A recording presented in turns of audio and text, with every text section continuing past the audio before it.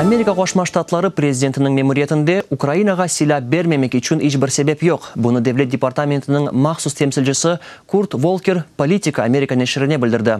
Қайдеткені кебі, Америка Кошма Штатлары шындылық ижғал олынған топрақларының қайтаруына ве барышы қантылған Украинаға қолтуда.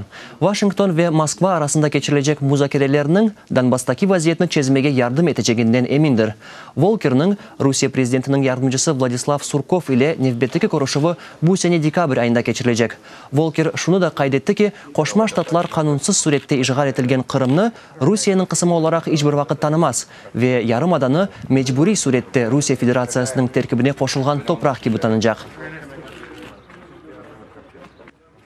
Қырым меселесіні аңған едім, ама Русия тарафы бұнын ақындалав юрсетмеге істемегеніні білдірді. Қырым ве Донбасс арасында фарқ yok десем олур. Бұ Русия истелясыдыр. Топрақның Русия тарафындан ижғали. Русия истелясыны Қырымның ижғали ве заптыны танымаймыз. Ама дегер бір йонелеште, яни Донбасс меселесінде еллеріле білсек, бұны етмек керекміз.